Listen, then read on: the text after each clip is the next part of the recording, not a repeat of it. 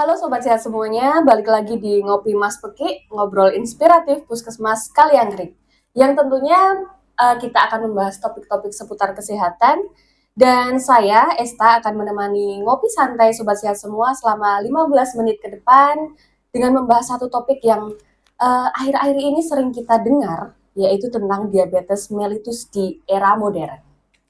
Nah, pada episode kali ini kita sudah kedatangan narasumber yang cantik tentunya dan energik. Tamu spesial pada kali ini adalah Dr. Lina Noviarini. Beliau adalah dokter umum di Puskesmas Kaliangkrik yang juga menjadi penanggung jawab di klaster 3 yaitu klaster dewasa dan lansia. Selamat datang Dr. Lina. Terima kasih ya telah menyempatkan waktunya, soalnya kan di weekend ya Bu ya. Ternyata masih mau menyempatkan untuk ngobrol bersama Sobat Sehat semuanya. Oke, makasih juga Mbak Esta dan Mas Peke udah ngundang saya. Salam sehat untuk masyarakat Kaliangkrik khususnya. Baik, langsung saja ya Sobat Sehat, karena tidak usah berlama-lama lagi, kita bahas topik yang tadi dibicarakan yang sedang happening di akhir-akhir ini, yaitu diabetes mellitus. Saya itu sempat baca berita ya dokter, kok katanya Indonesia itu menempati peringkat yang lumayan tinggi, tapi dengan tanda kutip di rapot kesehatan yang jelek.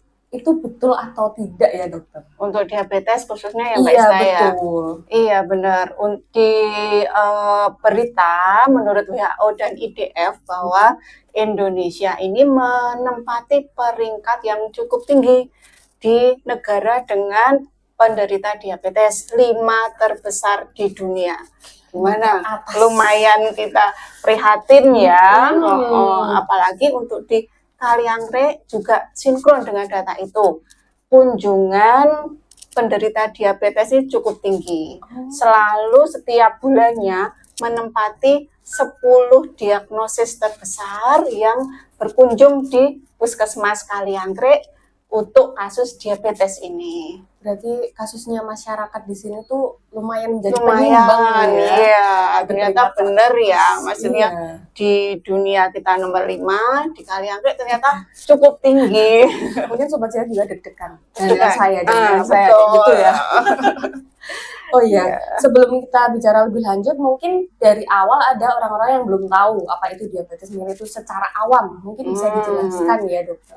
Oke, jadi diabetes mellitus kalau masyarakat kita kenalnya mungkin sebagai penyakit gula gitu ya.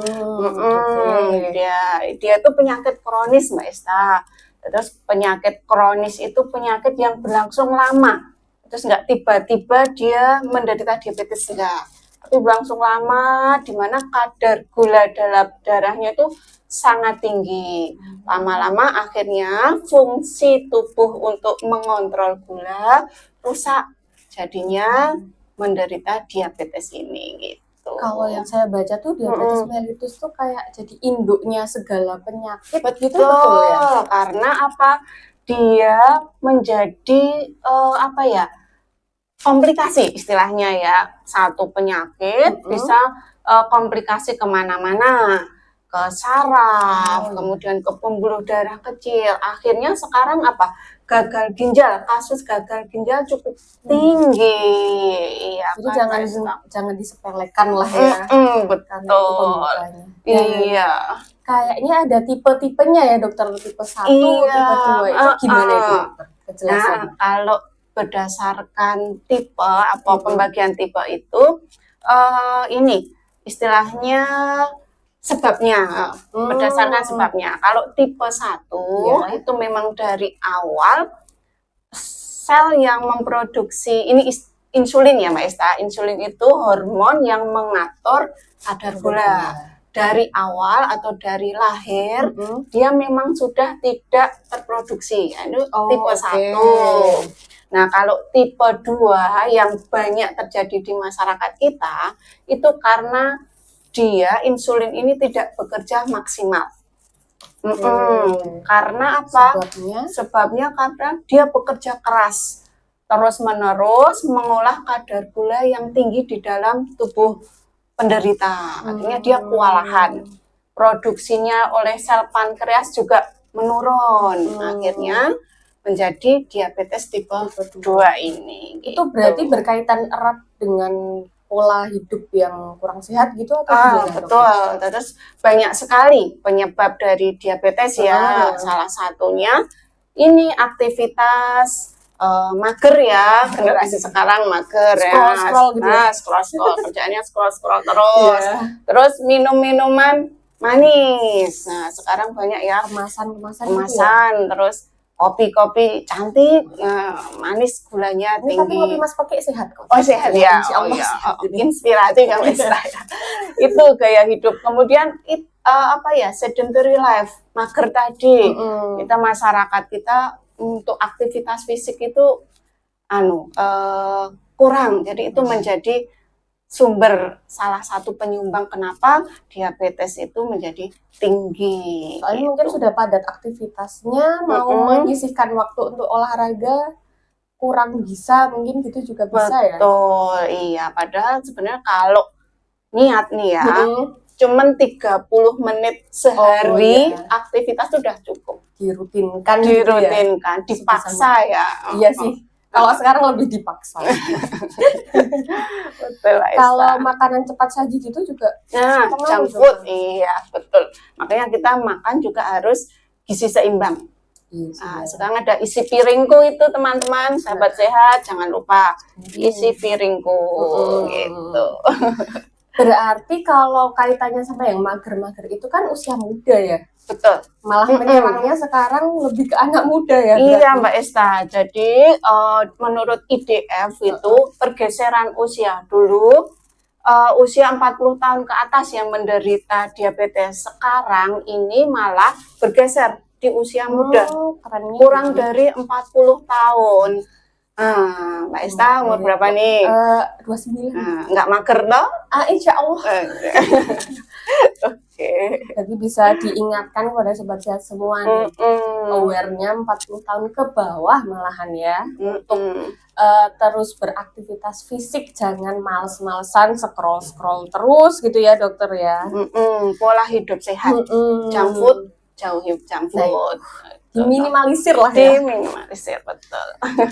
Kalau semisal nih dokter, kan nggak usah nunggu terdeteksi diabetes mellitus gitu ya. Itu caranya gimana ya? Kita bisa apa ke puskesmas gitu? Betul, karena gini, penderita diabetes itu datang biasanya karena keluhan sudah ada komplikasi. Misalkan ya, ada gejalanya malah sampai ke komplikasi. Misalkan datang dengan keluhan mata kabur. Padahal ini udah komplikasi, begitu dicek kadar gulanya nih sudah tinggi. Nah, karena itu dia tadi dibilang kronis, sebenarnya bertahun-tahun dia mengalami gejala awal atau pre-diabetes sebenarnya udah lama. Nah, pentingnya kita melakukan deteksi dini atau screening. Nah, sekarang di puskesmas seluruh Indonesia nih ada kegiatan namanya cek kesehatan gratis. Sasarannya nih usia produktif dan lansia 15 tahun ke atas, di screening salah satunya untuk mengetahui nih dia sudah menderita atau sudah ada ke arah diabetes belum, ada gejala ngarah sana belum. Nah, ini antisipasi. Jadi sebelum sakit, kondisi pre-diabetes sudah dicegah, jangan sampai jatuh ke diabetes. Namanya itu screening, cek kesehatan gratis. CKG gitu CKG, iya betul. Berarti untuk CKG itu tidak harus menunggu sakit, tapi orang sehat malah dianjurkan. Iya, malah yang sehat Mbak Esta dan sobat sehat tentunya ya. Diperhatikan itu sobat sehat semua. Jadi ayo jangan takut untuk CKG ke puskesmas, dideteksi sejak dini penyakit apapun itu ya dokter. Iya. Kalau kembali lagi dokter ke pola hidup sehat lah ya, gaya hidup sehat itu yang harus diubah, ada nggak dokter untuk mencegah diabetesnya? Ya, mulai ini yang pertama tadi aktivitas fisik sudah apa belum ya? Kemudian pola makannya bagaimana, kalau masih kurang serat, kemudian tinggi karbohidrat juga harus dirubah, jangan dibiarkan junk food dihilangin gitu. Terus kalau semisal kita mau mencegah diabetes itu bisa dari media sosial gitu. Bisa ya terinspirasi dari teman-teman yang di media sosial. Iya, gitu ya. sekarang udah banyak ya di Iya. TikTok, di IG, gerakan untuk hidup sehat gitu ya. Komunitas-komunitas kesehatan, olahraga udah banyak gitu ya. Bisa diikuti. Ya. Masuk kopi Mas. Oke, ini kan Oh iya benar. ngobrol-ngobrol kayak gini, Salah satunya sobat ini. sehat jadi tahu oh ternyata ada tuh screening kesehatan gitu ya untuk tahu. Wajib didengarkan ya sobat sehat semua. Mungkin apa ya dokter? Sebelum nanti kita masuk ke closing nih, ada saran atau tips dari Dokter Lina untuk sobat sehat semua, khususnya yang usia muda malahan ya, Oh iya. untuk lebih aware lagi ke dirinya sendiri. Gitu. Betul. Jadi kalau kita masih muda, mencegah itu lebih baik daripada mengobati. Gunakan waktu sehatmu nih sebelum sakitmu.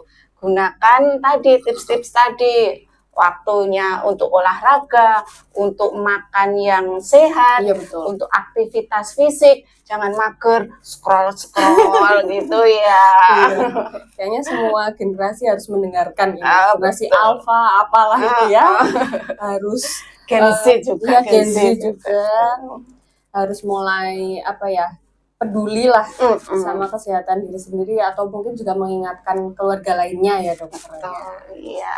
Ternyata ngobrolnya seru banget ya dokter. Iya. Satu topik tapi berkembang ke lainnya. Nggak kerasa nih udah berapa menit.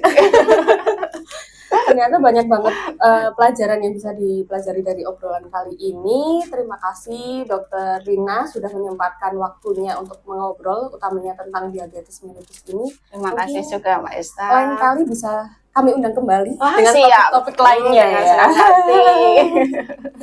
Baik, pendengar sobat sehat semuanya, semoga obrolan kita hari ini bisa menggugah semangat untuk terus menjaga kesehatan dan pola hidup sehat. Sampai jumpa di Ngopi Mas Pekik selanjutnya. Terima kasih dan salam Ngopi Mas Pekik.